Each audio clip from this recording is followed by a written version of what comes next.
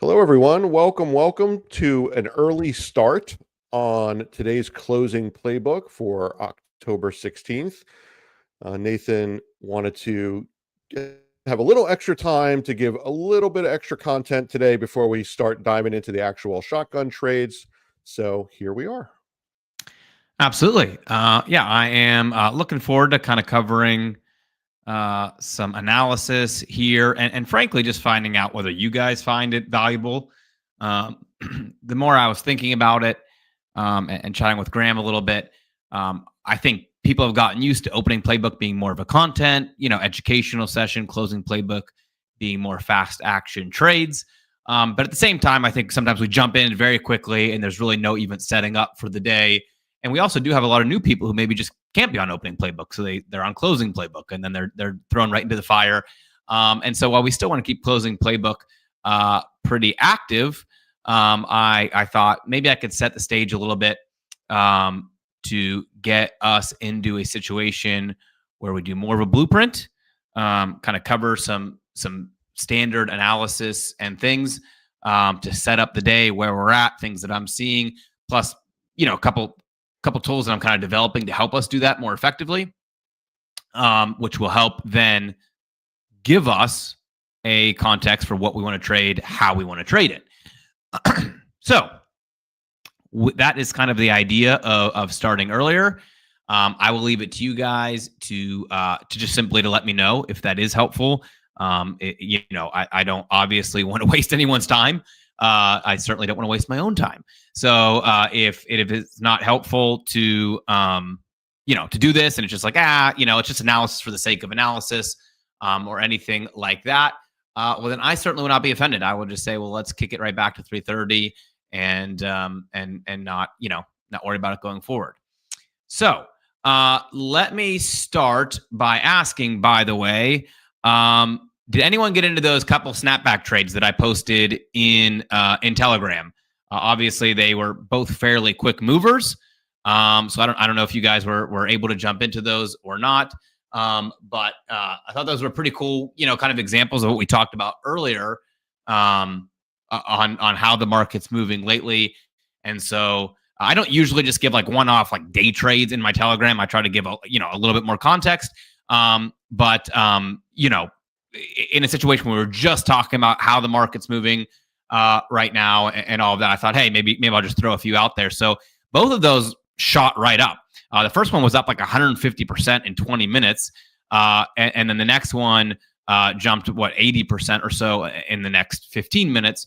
And so that's not like a high conviction necessarily, but I think in the environment we're in right now, we are seeing more of that kind of wave movement, if you will. Okay, so what we're going to do today, we are going to cover some top-down analysis. Now, I would like to give everyone a disclaimer because I know people are going to yell at me in the chat.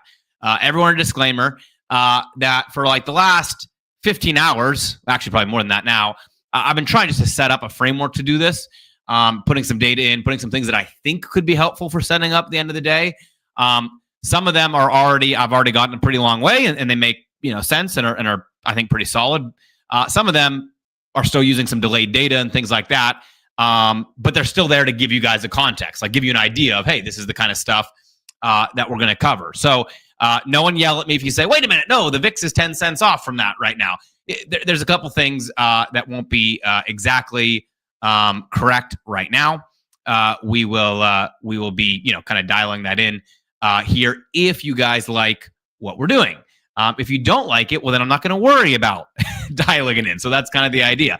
I'm going to show you what I've got here, see if this framework is helpful. And if it is, I'll continue to do the work to set it up in a way that it'll continue to be helpful. And if not, no worries. So that's kind of the full disclaimer there as we go through this, that not everything will be perfectly dialed in yet. I just started kind of mapping this out. So hopefully, by the way, this screen is big enough to give you a decent context. The way this is designed to work is we're going to start with our broad view. So the broad view is just going to tell us, hey, if you missed it, here's where we're at in the market. The SPY is down, obviously. The Qs are down. The IWM, that's the small caps, those are down. The Dow Jones is down. The only positive things we're seeing right now are the world ETF. That's the EFA. This is kind of a cool metric, by the way, the EFA, because what it's telling you is that if you look across the world, SPY, Qs, IWM, those are all United States instruments. But if you look across the world, we're actually not seeing the liquidity flush that we're seeing in the U.S. instruments, which I think is kind of helpful to know. Like, are we getting a global liquidity flush? Are we getting global tension? Are we getting U.S. focused tension? And so it's interesting to see that. Of course, the other very global instruments would be Bitcoin, which is also down, and then gold, which is doing quite well. So the two of the three more global instruments doing quite well. The other thing I have in here is the equal weighted SPY. The RSP, or the equal weighted SPY, just gives a quick snapshot.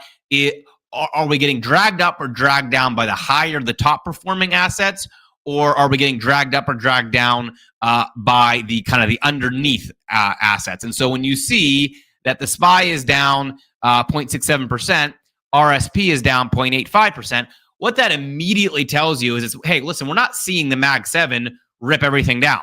We're actually seeing the top stocks perform a little better, if anything, because the equal weighted is actually doing even worse. So this is what I'm calling our broad view.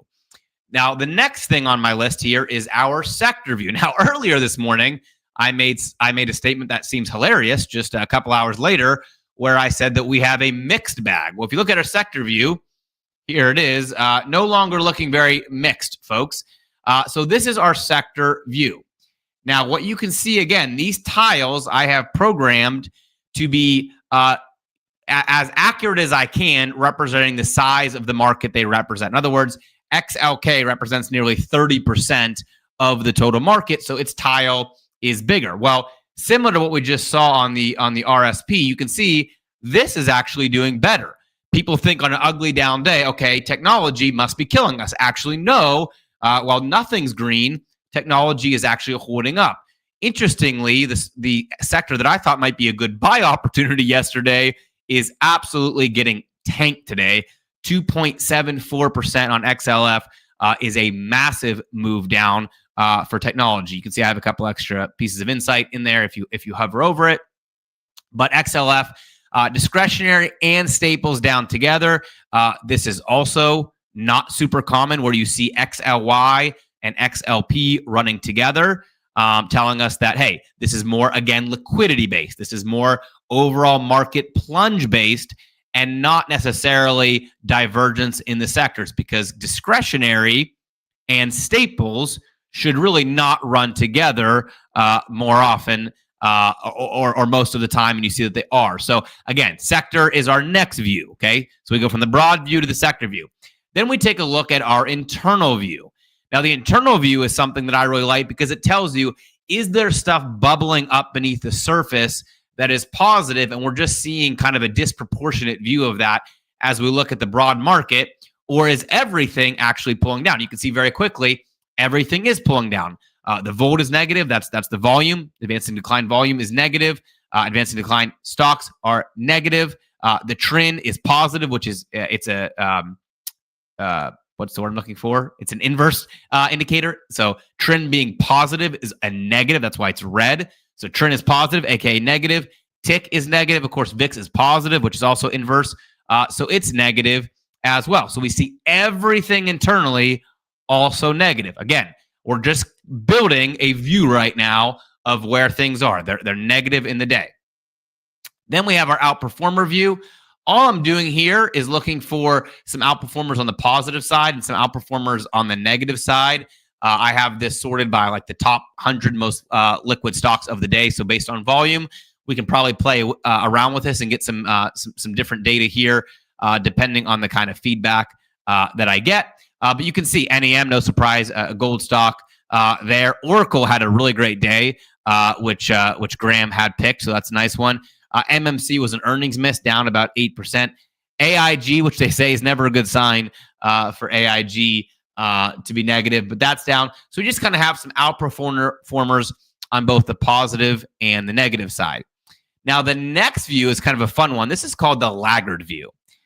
Now, traditionally, what the laggard view is going to show us is going to go ahead and look at the positive sectors and say, listen, if there's a positive sector and at least 80% of the stocks in that sector are positive, show me the 20% group that's lagging behind, right? These are like those catch-up trades that sometimes we like to take. So does anyone know what the laggard view is going to show today on today's? Because remember, the criteria is we're looking for a positive sector, and then we're looking for 80% of the stocks to be up on that sector. Well, the laggard view is going to show us nothing because there is not a single positive sector to then find any laggards in. So we'll have to wait for tomorrow for our laggard view to populate.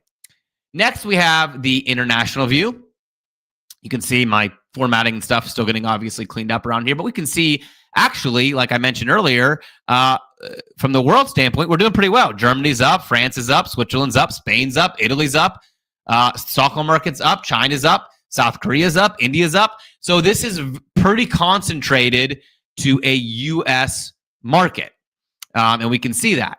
And so if we looked at stocks, so for example, where this can be helpful is if we start to look at stocks that might have more exposure to foreign markets, like they might have more German exposure or something, then we have an idea of how those markets are doing with a quick international snapshot.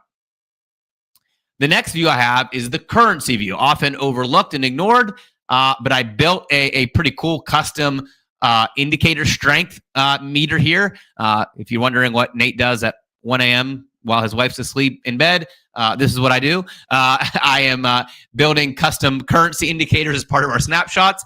And so what this does, it takes all the currency pairs and it uses relative strength to give them an individual percentage score and then rank them individually. Because a lot of times you're looking at euro dollar or Japanese yen or Aussie CAD, and it's hard because they're all in pairs. Well, this breaks it down into individual strengths so you can see what's actually strong, what's actually weak. Now, the interesting thing to note here is that the US dollar isn't very strong today. So we're not seeing weakness in the market because the US dollar is just very strong, right? We're not seeing that because the units of the US dollar carry more weight, then by impact, it makes the rest of the stocks go down in relative value. We're seeing true negative value. And you can see the same is true for some of these other currencies and how they're reflected. Now, again, this snapshot I don't think is going to come into play on a very regular basis. But once we get into some specific plays where we might say, well, hey, if XYZ happens in the international markets, it's kind of nice to know where the currencies are sitting. If we see the US dollar being really weak, that actually can bode well for certain stocks. Obviously, technology and things like that, especially with dollar being weak, you can actually see those inflate. So this is the currency view. Before I go forward, does that make sense? What I said about the US dollar being weak, it's worth keeping an eye on. I'm not really going to make trading decisions on something like, a mechanical system. I'm not going to change my overnight option trade based on whether the US dollar is strong or weak. But as you get into some of the more speculative, ideas and long-term ideas, understanding kind of where the currency is and how that might impact stocks is actually, I think, kind of worth knowing. So that gives you a snapshot there of the US dollar, just kind of an index, and then comparatively to the other assets. The pound is the weakest currency right now. GBP, pound is weakening right now. Then the last dashboard I have here is the overnight view. Now, I didn't finish the overnight view. The overnight view is going to be pretty cool, I think, for specifically for closing Playbook, because what the overnight view is going to do is it's actually going to tell us what kind of volatility environment we expect overnight. So it's going to pull in things like earnings for companies with over $100 billion in market cap. It's going to pull into things like macro events, jobs and non-farms payroll and all that sort of stuff.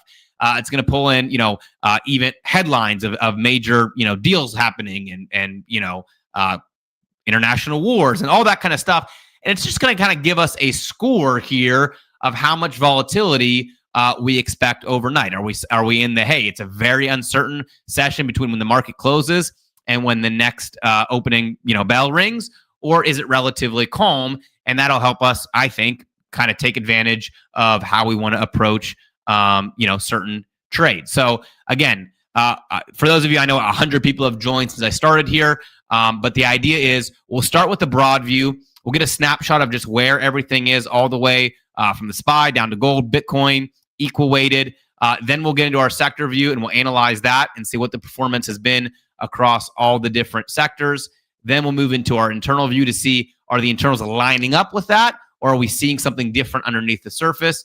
We'll have our outperformer view, which is going to find better than the market stocks and worse than the market stocks based on the most liquid stocks for the day. We'll have our laggard view, which we're not going to have any today because we have no positive sectors to find laggards in. We'll have our international view just so we can get a snapshot of where are things globally. Are we seeing a global liquidity flush? Are we seeing other markets strengthen while the U.S. weakens? We'll have our currency view, which is going to rank each currency individually. And then we'll have our overnight view to kind of see, hey, how much risk do we foresee in the market over the next session? So now the question, I guess, is for everyone, is that a helpful blueprint? Does that give you some meaningful information as we go into a closing playbook session like we're about to kind of kick off in earnest with some live trading opportunities? By the way, I actually have a pool. I'll shoot the poll out to you in Telegram, so you can let me know in the chat. But it would also be great if you could answer the poll so I can get an idea in there. Just click yes or no. You have to be in my Telegram, obviously, in order to access that poll. But I think we can do a lot more with this. I think we can get more and more actionable as we go through this kind of information. And so my idea here was maybe kick off closing playbook a little bit earlier and give you guys a framework going into the day so that as we get into live trading, you already have some nuts and bolts, so to speak, for the day and where things stand. By the way, one other thing I wanted to mention that I think we can look at on a daily basis is this dashboard that I'm working on, which is in line with what I was talking to you guys about before, kind of looking at where price is relative to the open and close and where it's at relative to the market maker move. Because I think as we get this increased volatility and we're swinging in both directions, I think we'll have some of these, overextended and in both directions sort of trades that we can take advantage of. And it's interesting. You can see today as we ran down, they held us above that market maker move and we got a little pop kind of fading back. And so QQQ was fairly similar. IWM actually is moving all the way below the market maker move. So we didn't really get much of a bounce there. But anyway, just a couple of things that I think is interesting. I didn't actually share my screen for that entire explanation, so you guys have no idea what I was just pointing at. Dave, you're supposed to warn me on things like that. I didn't think you were. I didn't think you had something. It sounded like you were just kind of off the cuffing it, so I didn't think you were. No, this is my off the cuff. This is my off the cuff 1 a.m. programming off the cuff. Last night, huh? Yeah. So this is a little dashboard I'm working on. I'm calling it the final hour dashboard. Full transparency, I have no idea if it's going to work or be helpful at all. But Graham, this is one of the tools I was trying to think to help that kind of 10-minute income trade that I've been messing around with. Funny enough, Alex is going to be on today. He actually had almost the same idea, just skinning the cat a little bit differently on a different asset. So, but this was part of the idea. When we get overextended and bounce off some of these market maker move levels, or we start to kind of come back toward the opening and closing price when they're closer together, that so far my testing has shown that that's pretty decent. Kind of have a 60-70% accuracy without really optimizing it at all. So anyway, that's just a little look behind the curtain at some of the stuff I'm messing around with. And just wanted to, throw it out there and see if you guys thought it was helpful to get some of that context going into closing playbook. I think it was great. I think if I had to speak for, the 504 people that are here, because they have not authorized me to do that, but I would say, for the brand new people, they're not going to know what to do with some of that information, but it's good to start hearing it and start seeing it. And as they learn, they'll grow into it. And for the people that have some experience, then it's really helpful. Yeah, I know. I agree, and I think part of it is just getting used to setting up what things mean, how they play out, and a little bit of the pattern recognition, frankly, of just seeing it every day. I think will be useful to people. So, speaking of pattern recognition, I just brought Alex on because he's been seeing some patterns and they keep What's up? working. Alex, the SPY's down 1% right now, and somehow you slung a 50-60% winner on SMCI. Yeah, we got hit, got some members, got 50%. I personally got 30% because I was holding, but 50% today on that. Did anybody here take that one yesterday on SMCI? I asked an opening playbook, and I think we had like 40 people who said they took it. And then it ripped like up to like 3% on the day. So some people might even got more. Just depending, obviously, not trying to get the perfect exit, which I mentioned, I think is one of the things that you've done well, like not trying to get like the actual home run play every time. When it's running, let it run, and then as it slows down, just take the win. So I think it's one of the reasons you have such an insane hit rate on something that most people consider a more aggressive strategy. Yeah. Look, you're never gonna get 100% of the total run of the trade, so don't get greedy. That's a psychological thing. It's hard, man, because like you see it going up, and then like you're up 50%, and then like think about this is a useful thing. If you were down 20%, and then all of a sudden it was at a 10% win, you would feel really, really good, right? But when you're up 50%, and then it drops 10%, and then you're only up 40%, you feel really, really bad. And then you start being like, I need to get back to 50%, but just try. It's hard. It is very hard, folks. Like I still struggle with it. I think we all do, even though if you've been trading for years and years and years, you have to be able to psychologically get yourself to the point where you are willing to be okay with trimming a little bit of profits, and just getting out at a gain, at a winner. A winner is a winner, right? Oh wow, Bob Martin, nice dude. Well, let me ask this question.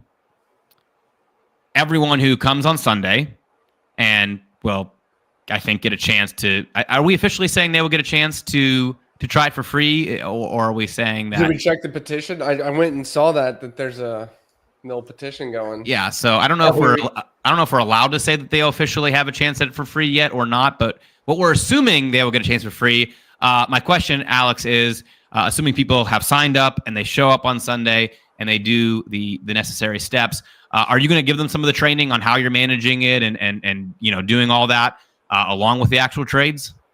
Yeah. Yep. I just finished creating a bunch of training videos this morning, actually. So you're going to get the whole strategy, the whole system. I will say though that we do have that petition going on. We need 500 names for to be able to show people how to get their hands on this for free. So we have to hit that 500 by Sunday. So if you haven't signed up yet, be part of it. Push us closer to that 500 person goal. And I think we're gonna have something really cool for folks. Awesome. Well, we've been reminding you guys a whole bunch about this. Dave just put it in the chat one more time for you. Click that link, sign up. It takes 6 seconds. Even if you don't want to get it for some crazy reason, it'll help someone else get it for free if you sign the petition. So be a good neighbor and do it just for that reason. But obviously, you should show up on Sunday night because it's going to be awesome. This is one of the ones that we've really look forward to. Obviously, me and Graham get excited about stuff that we're researching, doing all the time. This is one that's definitely kind of been on the top of our radar. And Graham showed me some of the research that you guys have put together with. I keep wanting to say too much. Basically, let me say it like this. When you see it, it's like the stocks are compelled to move higher in your direction. It's like it almost feels like you have the entire market working on your behalf. That's all I'll say, but it's pretty cool. So you guys will see that on Sunday night. It's a shame, I was a Alex, good that you neighbor. have to work this stuff out with Nathan in advance because he's the person you shouldn't tell because he wants to tell everybody so bad. He's like the guy who plays Spider-Man in the Marvel movies now. It just gives everything away when it's all supposed to be a secret. But he's so excited about it. He just wants to tell everybody that's here. So I think me sharing a half-baked tool that I worked on last night probably confirms that. Should we just launch it right now? Right. That's what I said. Somebody asked earlier. They said there's absolutely no way they can make it Sunday. What should they do? And I said, do you have any friends? You could send somebody. Just You would have to grab a box of tissues. Authorized representative. Yeah, there you go. Yeah. Well, anyway, I think it's pretty cool. the fact that people who are getting it for free are also going to get the full training, like that's going pretty above and beyond. So I'm excited about that. But I also want to just throw in something real quick, because I know like this has been a sell-off of a day, right? This and volatility is here. It's going to be higher at least through this. I think probably through this rest of this month at least, and before the summit with Xi and Trump. However, even on today though, using the scanner, we got an 18% winner intraday on AG, which is a silver company, and we just got another one. I'm actually holding until tomorrow, but we on profit panel we opened KRE, which is the regional bank ETF. I don't know if you looked at that puppy today. That is down bad. We're up 33% already. So yeah, regional banks got absolutely smacked with the rest of the financials to a larger degree. Yeah. So even volatility comes and goes. Red days come and go. Green days are here sometimes. This can work in variety of conditions. And we've traded puts, we've traded calls. So doesn't really bother me what the markets are doing. So there's going to be these trades popping up. Yeah. Cool. Well, again, sign up. Make sure you're there Sunday. We're going to move into Shotgun Thursday. So what I'm going to do is I'm going to have Alex mention a couple tickers, but I'm not going to let him pick the trade. I'm going to do it Shotgun Thursday style. So if you want Alex's real trade, you still got to join his Telegram. I'm not allowing him to give his real super aggressive trade on Closing Playbook today, because we have to put it into Closing Playbook framework, which is a debit spread. Only debit spreads allowed on Shotgun Thursday. Mm-hmm. So we're going to move into that. The way that I want to approach it, and Graham, I don't know if you have anything on your list. I want to trade a couple stocks that were crushed today with kind of a buy the dip, and then I want to buy a couple outperformers and see what we get tomorrow. I don't know if you have anything specific on your list. Yeah, I was gonna go and do TSM one more time for us. Yeah, that was top of my list. Oracle's actually having a great day today. That's when we took in the perfect income trade. I might not mind taking that one as well. And then those tickers that we've been making a killing on, BITF was the most recent one to take my retirement account above $200,000, which was crazy. Down 18% today. So that could be one to play for a little flip. Cool. Maybe even directional. Well, I think I'm going to start with a financial one on my side. Do you want to take first, Graham? Because I'm gonna scan through and see which one I like best. So do you want to start us off? Yeah, I know I'm going to do TSM. I already have a few of these. Okay. But I'm still over here ready to party with some TSM. Taiwan Semiconductors. This one's been an outperformer over the 29th through the 19th, historically every year for the last 10 years. Had a good earnings report. Popped this morning. I got a little early celebration in Telegram bragging about how awesome we are and how we were going to have a great win. Sold off today. I think that's overdone. Let me just show you this. I want to show you this. Last time earnings, it dropped on earnings overnight. Next day popped. Time before that, let's look. Dropped on earnings overnight. Next day popped. Time before that, this one popped on earnings. So that, then dropped the next day. So it obviously looks like it fades that direction more often than not the following day. So I'm just you can see I already have a position here. If you want to do a wrap order, I'm not going to do a wrap order. I'm going to go a little aggressive here, Nate. No way. To kick us off with some fun. So this one on TSM, if you already have it, don't feel like you have to add it again. I'm going to do it for fun. I really like this stock for a multitude of reasons, and I think it's hilarious when a stock falls on good earnings and hopefully works out good for us. So here's TSM coming in the chat. Again, every expiration is going to be tomorrow. I'll just go ahead and start us off by putting it in the chat so you know it. But we're going to be buying the 302.50 call. Again, I already have some of these. I'm going to add more. And selling the 305 call. You need TSM to gain like 1.5% tomorrow. If you do, you make 233% overnight. If you think that's too aggressive, if you don't love that one, 78. I give way too much information because normally I don't give the debits. Let me do 75. If you think that's too aggressive, you can shift your strikes down. So I got filled at 75 cents right there. 233% overall or overnight ROI if I'm right. So sorry, I was looking at my own stock, so I missed that, but I'll catch yours in the chat. I'm gonna do Visa on the financial stocks here. Full transparency. I actually think BlackRock is the best financial, but it's really expensive. So the spreads are gonna be like $10. And so just to make it a little bit cheaper, I'm going to go Visa on this one. Now let me actually go look at the options chain. Let's see. Do you want to share your screen? Yeah, I'll share. I'm just going to make you take all my trades with your money. So, of course, we're going 1 day expiration here on Visa.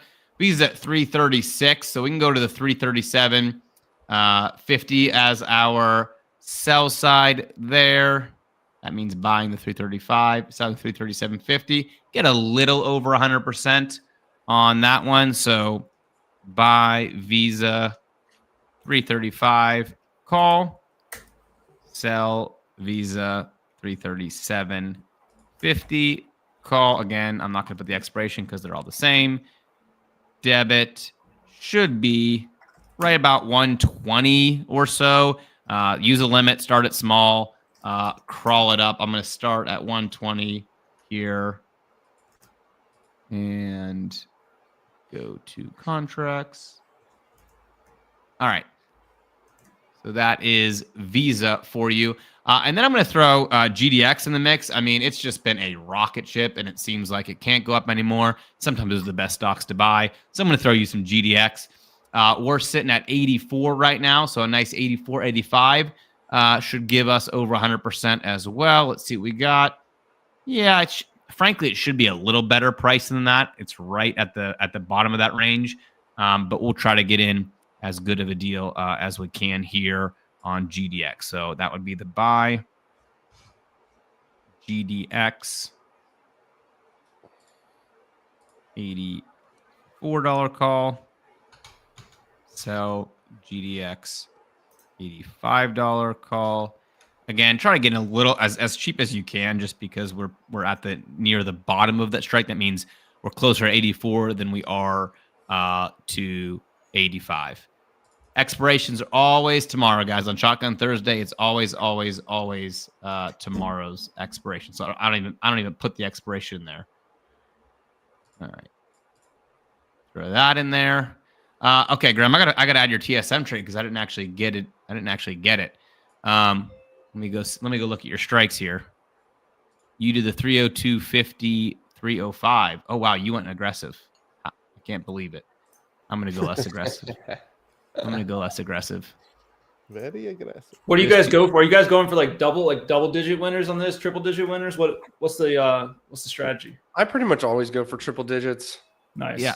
Yeah, Yeah. I'm usually like happy with 50 and 60%, but now I'm with Graham all the time, and I feel lame saying, "Oh yeah, you can get a 30% as long as it stays above." So then I get more aggressive. I need like a disclaimer written across my forehead though, that my trades will lose a lot more than Nate, like more frequently. We had 3 weeks ago, I think I did the Shotgun Thursday by myself, and I think it was went down in history as the worst one we've ever done. Nice. Because obviously you need a move for him to work. And then the following week came back, I think it went down in history as the best one we've ever done. So it's just more volatile. Right. We go for bang for the buck. Yeah. I always feel a little lame after Graham's like, all right, 286% potential on that one, 286% potential on that one. And then I'm like, all right, we can make 20% if everything goes right. All right. Well, Alex, I'll let you give me a ticker or two that you like, but I'm not allowing you to give 500% winners to make us look bad. So we're going to do it in the Shotgun Thursday format. All right, if you insist. Okay, so I'm seeing a ton of flows coming in here at 349. So first one, qubits. I'm seeing some at the 39, 38 put for tomorrow, and the 40. But the 38 is going to be cheaper than the 40. So 30. Okay, what's the ticker? I don't even know what that ticker is. QBTS. All right, QBTS, and you're seeing puts. Yeah. All right, so we're gonna go. You guys play puts? Of course, Yeah. everything's allowed. Cool. All right, so we're gonna go short puts here, and let's see, we're at 40. So if we just go, I guess long put would be technically the right verbiage for tasty. Go 40.39. So buy the 40, sell the 39. I'll get about 150%. That's not horrible, Alex. That's solid. It's respectable. Okay, so buy QBTS, $40 put. Sell QBTS, $39 put. And I will say it's not bad to get, at least one bearish trade on when, the market's cratering, and here we are going long. I mean, we might bounce tomorrow, so, but we could also not. I thought we were going to bounce today, and look what happened.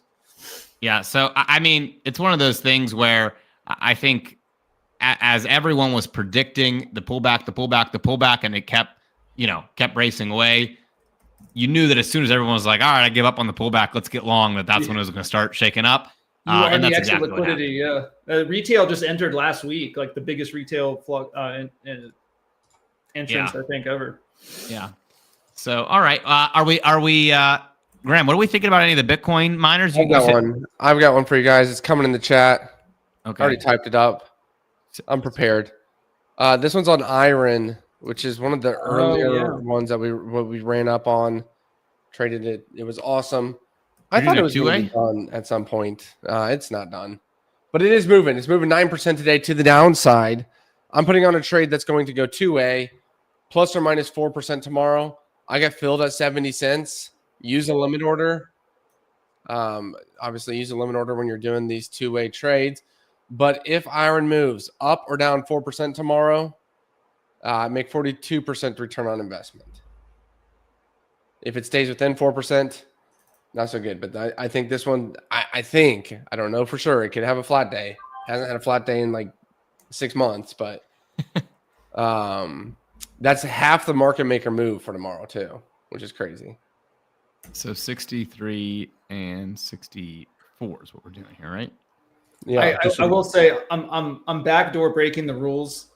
I am dropping my my long put options plays in my Telegram channel for qubits. I got another one coming up for CCJ too. So if you do want to play the regular puts and calls, you can join my Telegram. No, that's allowed. That's allowed. They just have to join your Telegram. Dave, do not post a Telegram link. No, that's allowed. Telegram's allowed. Okay. I just got filled again at 74. I was just seeing what it would fill out. I got filled at 70, but it's moving around. I think a really, really nice return on investment for a very normal move for Iron. All right. Do we want to do prepared? I promised we would talk about the kind of overall strategy of shotgun after the bell rings. All right. Well, I mean, the overall strategy, Dave, strategy is a strong word. All right. Are we liking anything? Are we brave enough to do anything crypto? I mean, we got CLSK and Mara down like 13% today. Is Iron technically crypto, or is it like? It's technically formerly known as crypto, but now it's like the data storage, right? Yeah. Whereas Mara is still like a legit crypto, don't we think? Yeah. Okay, well, let's go Mara then. I mean, I know they've said some things. It's going to be a symbol like Prince soon. Yeah. I mean, I know they've said some things about same kind of idea, but Mara's at 20, so let's see if we can get the 2021s. That's going a little too far, Mike. It's not quite a strategy, but it's like a concept. The strategy there is no strategy. Yeah, exactly. There's a concept. It's absolutely the most shoot from the hip thing we do. Yeah. But all right, I don't want to take up time while there's still, market's still precious minutes here. Yeah. Okay. So I did the Mara. Let me see. Buy Mara, $20 call. I guess it's a little late to put up the banner too. Like, these are speculative trades, folks. By the way, Graham, congrats on 60 Minute. Nice. I always feel bad celebrating when it's. I mean, obviously we wanted the downside. I left my runners on. Up $1,971 today. Not too bad. I don't like coming on here and bragging though when I feel like a lot of people probably feeling some pain today. No, but it's nice that you have, one that's winning. I always find it especially fun when overnight options wins to the upside and then 60 Minute wins to the downside. That's true. Some cool days. So, by the way, congratulations everyone on a really, really ugly red day. I just showed you that sector view and everything else. I'm sure most people wouldn't have imagined that you could have won a bullish trade today, but we did. So that was awesome. Good job for everyone on overnight options. All right. Nice. Yeah, that's a good one to get today. Yeah, I mean, I was thrilled that we hit that target. That's that good to cancel order. That's right. That's right. Yeah. All right. Let's see. I wouldn't mind one more. I mentioned cost yesterday, and it got torpedoed. Kind of at the top of that 9. I thought we were looking for cost to get back above 950. Well, now it's at 924. So I'm I'm $25 away, but there is a little gap that it looks like it wants to fill. So not sure I love it. I kind of want to buy more cost. What you guys have anything else? I got the CCJ. Got some calls coming in on CCJ. Oh, I like CCJ. Well, I actually almost traded that one earlier. I'm glad I didn't because it's down. Let's do CCJ. I like it. Let's do it. CCJ. Also, I'm gonna drop the regular option in my channel. I just sent it. All right. Dude, there's so much action happening in your channel. It is awesome. I mean, when you have to pay like $2,500 to be in there, there better be. I'm just kidding, guys. It's free, but only if you click that link that's pinned in the chat. Wait, is that pricing right? 20 cents? I will say, Graham, I'm about to turn into you right here, by the way. what's up? This pricing can't be right, can it? Just try it. You never know unless you try. That's right. Right. It's funny. I say that semi-jokingly, but many times I'll get filled. And Yeah, be like, no, I've had it happen. That was ridiculous. Whoever sold me that was not thinking straight. Yeah. Yeah, Mike. I think CCJ it took a beating, but like, I mean, I'm surprised uranium sold off, like, because like it is just there's no replacement for uranium, man. We're going nuclear. The Pentagon's rolling out nuclear reactors to all of its bases. Yeah. Wait, what did you get filled out on that? It didn't fill. It didn't fill, but it seems absurdly cheap right now. So I got filled at 30 cents. Oh, my mid was showing 19 cents. That's why I was saying like, oh, I'll still take 30 for a wrap order. Yeah. I'm just gonna crawl it here and see if I can get even better. As usual, I have not gotten filled on hardly anything, so I'm just kind of hanging out here. Someone got filled. There we go. Now we're rolling. How I much had time so do we many have left I had so here? many lines for when you said, "Graham, I'm going to be like you now." That I had like a little mini stroke. All right, let's see. Graham, what'd you get filled on iron? 70 cents. And then I did one at 74. Man, I have an order at 72 and I can't get filled. Oh man, dude, more KRE flows coming in right at the last minute puts. I got Is that out. your overnight one that you've been working on? Yeah, well, it was overnight, but we got like a 40% in like 20 minutes. So you booked it? What's CCJ calls or puts? Calls. Yes. Well, Yeah, gold looks like it's well on its way to 4,400 after hitting 4,300 today and 4,200 the previous day and 4,100 the day before. It's like going up $100 a day.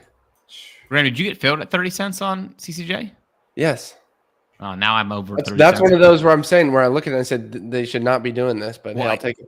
Mine said 19 cents, but then it didn't fill, and now I can't get filled, so it's great. That's tough. Oh, fuck. Should have booked it. I've got about 4,000 trades open right now, I feel like, so I'm not looking to add a whole lot more. Yeah, this morning I had a ton open this morning. It was hard to keep track of everything. Yeah. I'm looking forward to expiration day tomorrow where hopefully most will expire in the money. Obviously some losers too, but Oh, Jeffrey just posted something in his Telegram about the U.S. Army just announced their powered military bases with nuclear reactors. Look at that. That's what I'm telling you. It's happening. CCJ, man. I think it's going to have a snapback tomorrow. yeah. Yeah, CCJ is probably my favorite on the list, and now I'm paying way too much for it, which is annoying. Why didn't I just pay 30 cents at the beginning, Graham? It's tough. Yeah, John, you paid 46 cents. Graham paid 30 cents, so he would already be up 50% on you. No way. That's sick. That's just the wide old option spreads right now. Yeah. Are you Tasty Trade now? Have you always been Tasty I do Trade? Thinkorswim. Oh, I just have this Tasty Trade account specifically for Shotgun Thursday. Oh, nice. It's my set. I kind of wanted to track it separately versus blowing up my main account. Yeah, yeah. So that was my solution there. Oh, never mind. Oh yeah, new scale. Wow, down 10% today. Oh wow! I think did anyone else hit overnight options already ahead of schedule? We getting a little rally here. A lot of people had trouble getting in. Not a lot of people, but a few people had trouble getting in. It was definitely moving pretty quick there. When the alert went out, we were at 658. We're at 660, and we hit 661.27. Oh, getting a little rally here. So yeah, that was one of those quick ones. I love it. Yeah, if you got Catching the filled, bid. it should be good. All right, stupid CCJ. Now I can't get filled at 34, 35 or anything. I'm so mad at you, Graham. All the closing playbook people push the price up. Exactly. I should have taken it for 25 cents when I had the chance, and then sold it to James F there for 44 cents and doubled up. Yep. Just kidding, James. All right, let's see. What else do we have? I think here? we're done as far as new trades. Yeah. Yeah, we have 30 seconds 30. left. Again, I wasn't looking to add a ton here. Well, I think I'm going to knock it filled on my CCJ, which is the one I said I like the best of the entire bunch. Which is Sorry, man. Hate to see it. But it was out. I can't take credit because I actually didn't even think. Oh, I got it. 43, whatever. There you go. CCJ? Never say never. Screw you, CCJ. 43 cents. James F is probably the one that sold that to you. Never Yeah, never insult it right after you get in it, Nathan. What kind of karma are you trying to bring? James F got me good. Well, if you guys didn't get filled on overnight options, I think you should have. You had to get right in at the beginning. That's one of the things. Sometimes if the market's as crazy as it is today or all week, I think you just hit your target, which is pretty phenomenal. And so speaking of that, we'll give you a chance if you are not in overnight options, we'll give you a chance to jump into overnight options because it's been rock solid. Won another one today, even in this ugly market. But Dave did mention, what is Shotgun Thursday all about? Well, I'll give you the quick rundown. Basically, the idea of Shotgun Thursday is that Thursdays are the only day of the week where you can do one DTE, 1 day until expiration on regular stocks. So you can only do that on a Thursday because all of the expirations happen on Friday. And so the idea was, because Graham and I have a lot of these strategies like wrap orders and jump trades and different things like that, where you're dependent on, finishing above the line in the sand. Can you do that, get outsized risk reward with those 1 day trades? And can you outperform doing the broad market? Because actually the cool thing is, and I mentioned this when we first started doing Shotgun Thursday, we actually already know that just trading the SPY from Thursday to Friday is a profitable strategy over time. If all you did was do like a wrap order on the SPY from Thursday to Friday, over time, that's a profitable strategy. So the question is, if you then go pick better stocks, if you go find a group of stocks where you have, quote unquote, diversification, which I don't know if you can exactly call what we just did diversification, but theoretically, if you have diversification, maybe you can outperform with the same idea. So that's really what we're doing. Shotgun Thursday, just kind of throwing it, shooting from the hip, having fun. And then our secondary hope is that just by seeing us trade, pick trades, go through the option chain, that's just a good learning experience. Even though we're throwing a couple $100, it's nothing crazy. It's not meant to be high conviction. That just seeing real trading with real money in action is a good learning experience for you. So that's kind of the second piece of it. And if you want a high probability trade, well, then I would point you to overnight options, which is the same idea, but with a very high probability trade that we do every single day, Monday through Thursday. All right, here we go with that. You guys know this. This is really important. The profits and performance shown, they're not typical. We don't make any future earnings